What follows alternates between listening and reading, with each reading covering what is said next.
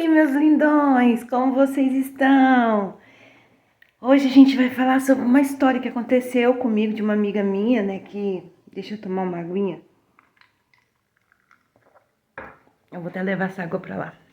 Hoje a gente vai conversar sobre uma história de uma amiga minha que ela me deu autorização para estar falando sobre essa história. Qual foi o efeito do feminismo, né, na vida dela, na verdade? Quais foram as consequências que ela sofreu e como ela se arrepende amargamente hoje por ter obedecido, né, ao sistema, por não ter tido uma família, por ter tomado decisões que hoje ela se arrepende muito, porque hoje ela já não é mais uma garotinha. Ela conseguiu realizar muitas coisas na vida dela, mas aquilo que é mais importante, que é ter uma família, que é ter um lar, ela não conseguiu realizar. Então, assim, por causa... Eu já vi em alguns canais, né, falando aí sobre a idade das mulheres de formar família, e, no entanto, eu ficava até mesmo indignada muitas vezes, porque são coisas, assim, que eu não concordo muito que existe uma idade para você ter uma família. Mas se você for olhar na forma da reprodução, você formar uma família, a mulher tem uma certa idade que ela pode até sim ter filhos, mas se torna um tanto arriscado para essa mulher. E eu acho que quando ela tem um homem, que essa mulher tem um homem de alto valor, é lógico que ele vai querer preservar a saúde dessa mulher, se ele realmente o ama, ele não vai colocar essa mulher em risco. E para o homem, e tanto para a mulher, é muito importante os filhos, né? Então isso daí pesa muito quando a mulher chega numa determinada idade. Mas vamos lá para o que interessa. A história da minha amiga, que ela deu autorização para contar aqui. Então vou usar até o nome fictício, vou colocar o nome dela de, deixa eu ver, Margarete, vamos lá. Então, a Margarete, eu lembro que a gente era criança, então quando a gente estava brincando, na época, quando eu morava lá na roça, a gente brincava muito de casinha, né, que era aqueles paiols, não sei se vocês sabem o que é paiol, né, tem muita gente que talvez não sabe, mas paiol era onde a gente colocava os mantimentos colhidos da roça, como milho, feijão, então era guardado ali, nesses armazenzinhos, né, feito de madeira, então colocava ali. E ali, muitas vezes, era desativado pelos nossos pais, e ali a gente criava uma casinha fictícia, onde a gente tinha panelinha, tá. Enfim, aí o que acontece? Eu lembro que as nossas conversas eram assim era coisas futuristas, né? O que a gente queria ser quando a gente crescesse. E eu sempre falava, eu vou querer casar, eu vou querer ter 4 filhos, né? Se espelhando na minha mãe, por exemplo, que teve 4 filhos, eu vou querer ter 4 filhos, né? Então, assim, o meu sonho era esse, era um sonho de ser uma mulher, de ter filhos, enfim, essas coisas de menina. E ali a gente brincava de casinha, fazia comidinha e etc. Papo chato, né, homens? Vocês devem estar achando que essa mulher tá querendo falar isso, gente? O que a gente quer saber disso, de papo de menina? Mas calma, fique até o final do vídeo, que aí vocês vão entender aonde que eu quero chegar e eu tenho certeza que vocês vão ficar assim pensando bastante, que é um assunto que aconteceu e hoje eu trago essa história que aconteceu com Margarete, uma grande reflexão na minha vida e uma reflexão no geral de toda a sociedade. O que aconteceu com muitas mulheres que hoje estão aí chorando, querendo aí ter um marido, querendo ter uma família, e hoje não é possível mais por causa da consciência dos homens e por causa do posicionamento das mulheres, porque aí houve uma separação muito grande de querer, né? Os homens não querem assumir porque sabem das consequências. As mulheres querem, mas elas também não querem deixar os maus costumes, né? Então, aí beleza, Margarete, ela sempre falava assim, eu quero ser rica, né? Eu vou querer ser rica, eu não quero saber de ser mãe, não, eu quero ser rica. E talvez eu possa até ter um filho, mas eu vou ser rica. E eu lembro que a gente tinha 12 anos, e 12 anos a gente brincava de casinha, brincava até de boneca e tava tudo certo. Tinha as nossas responsabilidades e muitas, Porém, no domingo eu lembro que era o dia de brincar de casinha. E ela sempre falava isso. Aí a vida foi seguindo, né? Eu realmente casei, me tornei mãe, essas coisas. Fiquei 19 anos casada, né? Eu já devo ter comentado aí em algum vídeo anterior. Em alguns, né? Anteriormente, muitos anteriormente, eu devo ter falado alguma coisa a esse respeito. E a Margarete, ela focou em outro aspecto da vida dela. Ela realmente lutou para ser rica. Só que para isso ela usou todos os meios possíveis. Ela estudou, ela abriu mão de ter um relacionamento sério. Ela entrou na ondinha do ficar, né? Fica com hoje, fica com amanhã, fica com dois, né? Ela falou, pode falar escrachadamente, Silvana, porque é o que eu fiz mesmo. Então ela não tem vergonha de falar, porque hoje ela se arrepende amargamente. Eis a questão, o arrependimento vem tarde, mas ele chega. E aí então a Margarete, ela se formou, ela se transformou numa mulher poderosa, rica, ela tem carro do ano, ela tem um apartamento estupendo, de maravilhoso, mas ela chora mesmo, que ela não é feliz, que ela trocaria tudo isso para hoje ela poder chegar em casa e ter um companheiro para dividir aquilo que ela conquistou, para dividir com esse companheiro. E a Margarete, ela usava de todos os meios para conseguir tudo que ela queria financeiramente, para ser uma poderosa. Então ela ia para academia, ela cuidava do corpo, porque ela entrou na onda do corpo perfeito, né? Que a mídia, ela impulsiona você correr atrás e é impossível muitas vezes alcançar esses padrões. Então ela ficou escrava do trabalho, ela ficou escrava das academias, ela ficou escrava de ter coisa sempre muito cara, da melhor qualidade, porque além dela provar que ela podia fazer isso porque ela era poderosa, ela também provava para as mulheres que também tem esse mesmo pensamento que ela podia mais. Então ela se tornou assim um dragão, né? Ela se tornou um monstro de tanto que ela foi conquistando coisas financeiras, que ela foi subindo altos patamares. E para isso também ela sempre fala, ela era GP também, entendeu? Então quando ela não conseguia atingir um objetivo no trabalho, e mesmo quando ela estava fazendo a faculdade, né? Para poder conseguir as coisas que ela queria, frequentar festas, badaladas, enfim. Tudo isso, quando ela não conseguia isso com o trabalho normal, ela servia de GP. E aí também é um ponto muito importante que eu gostaria que vocês analisassem. Muitos homens, eles hoje falam assim, eu prefiro ter uma GP que me custa muito menos do que ter responsabilidade com uma mulher. Então eu acho assim que não é correto, porque querendo ou não você está patrocinando esse tipo de poderosa. Querendo ou não você está dando munição para as poderosas, porque elas vão atingir o objetivo delas, que é ficar cada vez mais poderosa. Então assim, eu acharia, né, essa é a minha opinião, que não sou contra, se você tem essa mentalidade e acredita que isso é o certo para sua vida, quem sou eu para dizer que não? Mas eu acredito assim, ao invés de você patrocinar uma GP, não seria muito melhor você ter essa consciência do que está acontecendo, encontrar uma mulher bacana que quer batalhar com você, que quer ser sua companheira e chamar ela para uma conversa. E aí?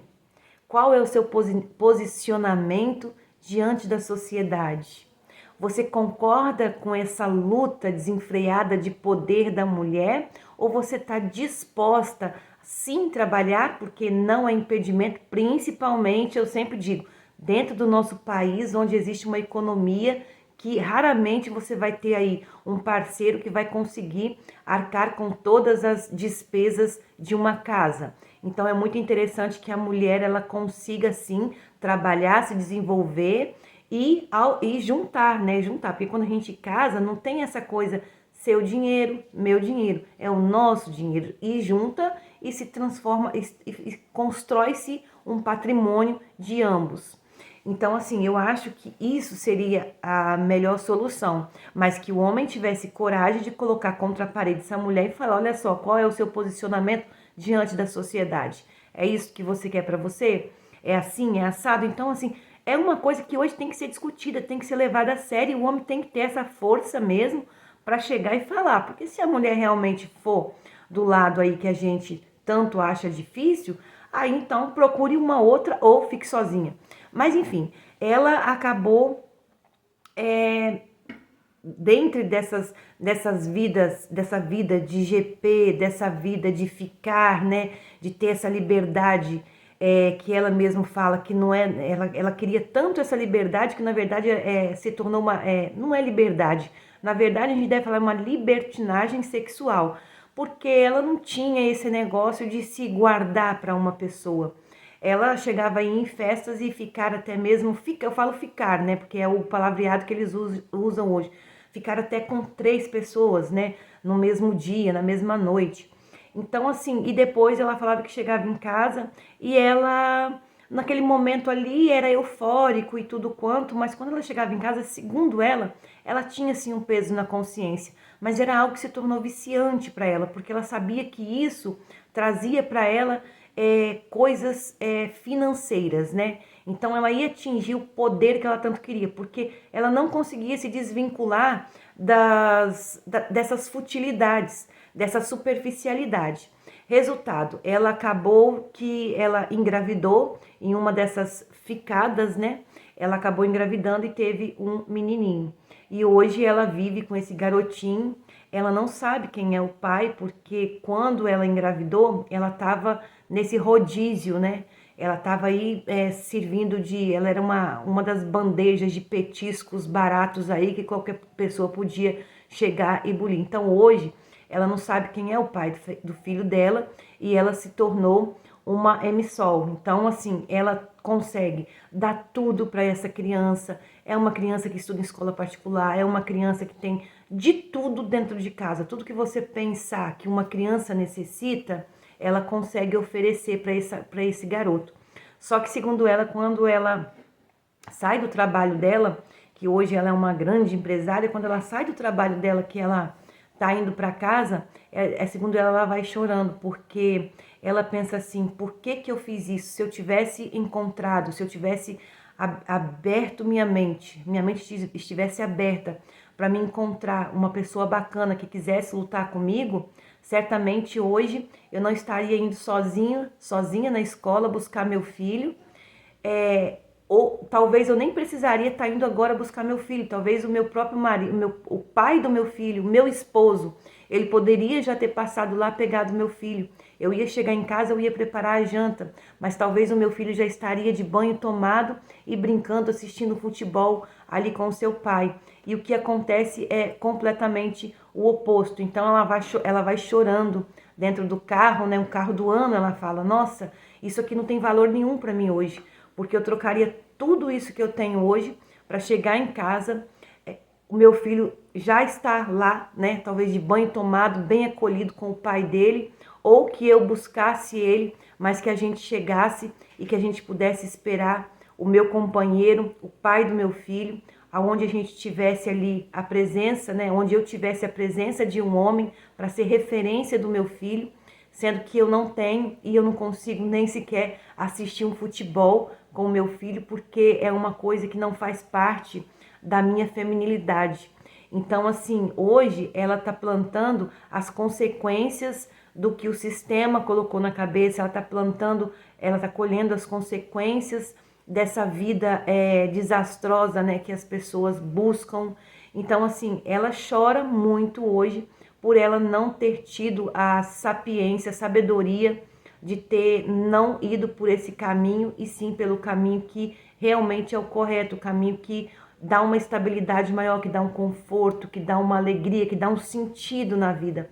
Porque o que adianta, ela fala, eu ter tudo isso, eu ter um apartamento no melhor lugar da cidade, no melhor bairro, eu ter um filho na melhor escola e quando tem as festas do Dia dos Pais, o meu filho tá lá sem ter pai. Então, toda vez que é Dia dos Pais, eu choro, porque eu não tenho nem coragem de dizer pro meu filho sobre o pai.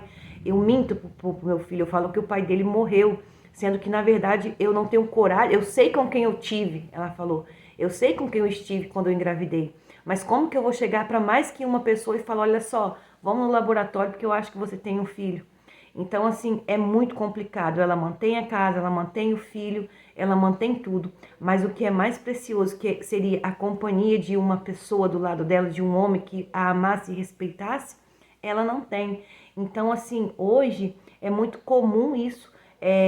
E mesmo que hoje ela tivesse um homem do lado dela, vem aquela história que eu sempre falo. O homem, ele é o cabeça, a mulher é...